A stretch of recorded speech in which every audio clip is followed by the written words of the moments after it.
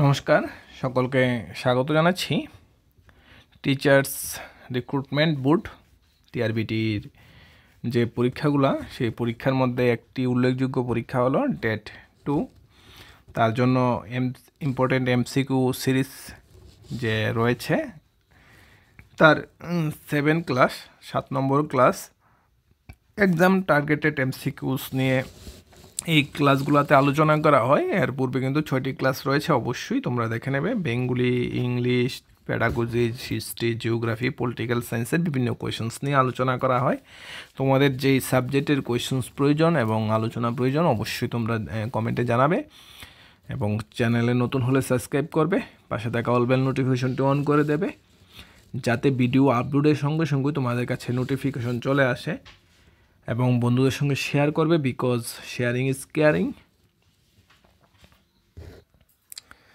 আজকের ভিডিওর যে প্রথম প্রশ্ন, সেটি হলো বায়ুর ক্ষয়কার্য দ্বারা ঘটিত ভূমিরূপ। কোন ভূমিরূপটি বায়ুর ক্ষয়কার্যের দ্বারা গঠিত? এর পূর্বের কিন্তু ভিডিওতে এটার আনসার দেওয়ার কথা ছিল তোমাদের। যারা দিয়েছ তাদের কংগ্রেচুলেশনস, যাদের হয়েছে, যাদের হয়নি তারা কিন্তু আরও বেশি করে স্টাডি করতে হবে। তাহলে এর আনসার কী হবে?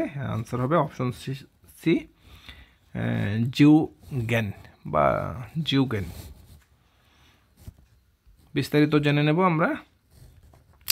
জিওগেন ভূমিরূপ বায়ুর ক্ষয় দ্বারা উৎপাদিত হয়। জিওগেন ভূমিরূপ কীভাবে উৎপাদিত হয়? বায়ুর ক্ষয় দ্বারা।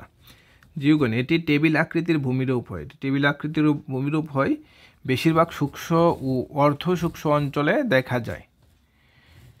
শিলার নরম অংশ বায়ু দ্বারা ক্ষয়প্রাপ্ত এবং কঠিন অংশগুলি অপরিবর্তিত থাকে। শিলার এটা টেবিল আকৃতির হয়, টেবিল আকৃতির হয়। শিলার নরম অংশ বায়ুর ক্ষয় দ্বারা, অর্থাৎ শিলার যে পাথর যে বলি আমরা, সেই শিলার কিন্তু নরম অংশগুলো কিন্তু বায়ুর দ্বারা ক্ষয় হয়ে যায় এবং শক্ত অংশগুলো থাকে। শক্ত অংশগুলো থাকার ফলে একটা আকৃতি হয়। এইগুলার বায়ুর ক্ষয়কার্যের দ্বারা উৎপাদিত কিন্তু বিভিন্ন ভূমিরূপ রয়েছে, বিভিন্ন আকৃতির। এর মধ্যে একটা হলো জিওগেন। তারপরে সার্ক, হিমবাহের ক্ষয়কার্য দ্বারা সার্ক গঠিত হয়। সার্ক হলো এমপি থিয়েটার আকৃতির উপত্যকা এবং খুব খাড়া দেয়াল, এটা হলো সার্ক। সার্ক কীভাবে? হিমবাহের ক্ষয়কার্যের ফলে। এর জায়গায় কিন্তু প্রশ্ন আসে, নিম্নের কোনটি হিমবাহের ক্ষয়কার্যের ফলে গঠিত হয়, নিম্নের কোনটি বায়ুর ক্ষয়কার্যের ফলে গঠিত হয়। এটি কিন্তু বিভিন্ন টেটের বিভিন্ন সময়ে আসে। তারপরে হলো স্টেক, উপকূলীয় বায়ু এবং জল তরঙ্গ দ্বারা স্টেক গঠিত হয়। উপকূলীয় বায়ু এবং জল তরঙ্গ দ্বারা সাধারণত উপকূলীয় এলাকায় দেখা যায়। স্টেক গঠনে অনেক সময় লাগে স্টেক গঠনে। তারপরে যেটা প্রশ্নটা, সেটা হলো নিচের কোনটি ভারতের মরুভূমি নয়? এই জায়গায় মরুভূমির অপশনস রয়েছে 4টা, কোনটা ভারতের নয়? কশ্চেরন ভারতের, থর মরুভূমি ভারতের, স্পিত উপত্যকা ঠান্ডা মরুভূমিও ভারতের। এটা হলো সিন্ধু উপত্যকা মরুভূমি। সিন্ধু কিন্তু উপত্যকা, মরুভূমি না, এটা আমাদের জানা দরকার। এটা কিন্তু একটা উপত্যকা, এটা মরুভূমি নয়।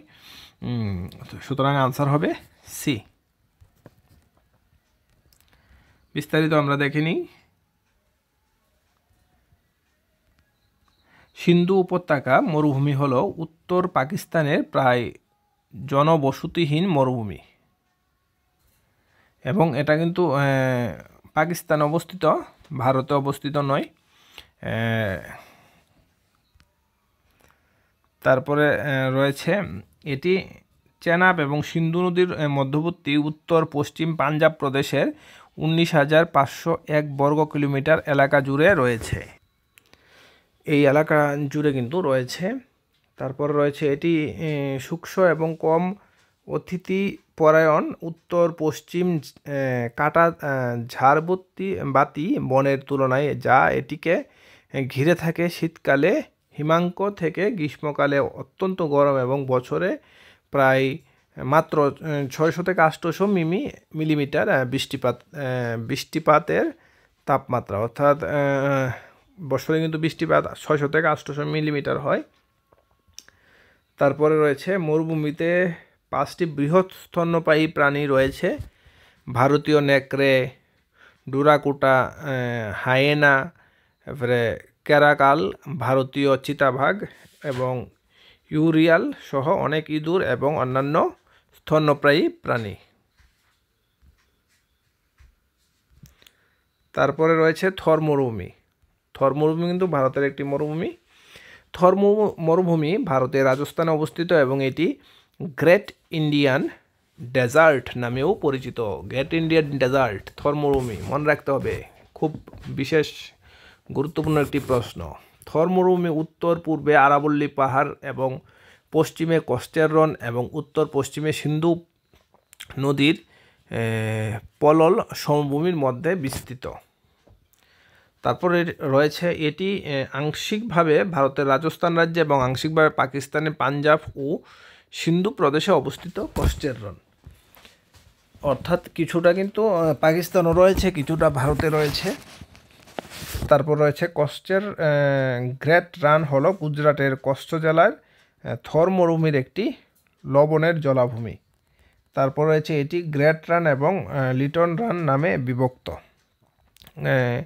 কচ্ছের রন যেটা রয়েছে সেটা কিন্তু একটা জলাভূমি রয়েছে ভারতের গুজরাট রাজ্যে।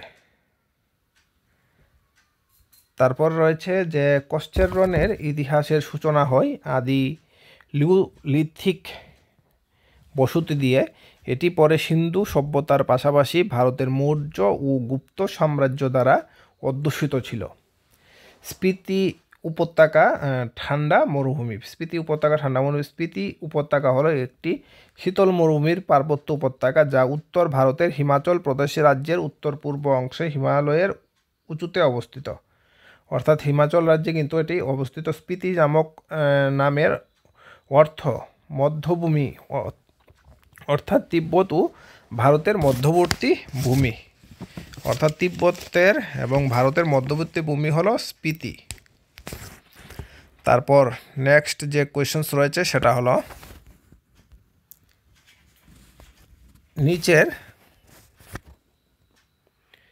নিচের কোন বিষয় সাময়িক সংশ্লেষণের চেষ্টা করে?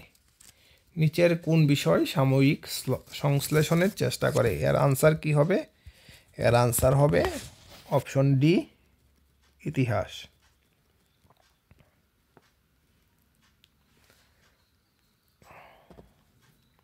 এই জায়গায় কি রয়েছে?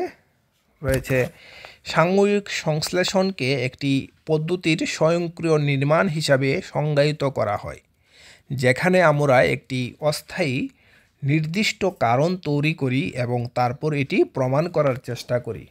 অর্থাৎ অস্থায়ী একটি নির্দিষ্ট কারণ তৈরি করি কোনো একটা ইতিহাসের ঘটনা বের করার জন্য এবং তারপর এটি প্রমাণ করার চেষ্টা করি। কিন্তু আমরা ইতিহাসে এটি একটি বিষয় হিসাবে ইতিহাসে করা হয়, একটা বিষয় হিসাবে এটা কিন্তু ইতিহাসে করা হয়। এটি সময়ের সাথে সাথে করা তুলনা বোঝায়, অর্থাৎ সময়ের সাথে সাথে তুলনা করা বোঝায়। অর্থাৎ আদি যুগের সঙ্গে মধ্যযুগের সঙ্গে বর্তমানের তুলনা করা হয়।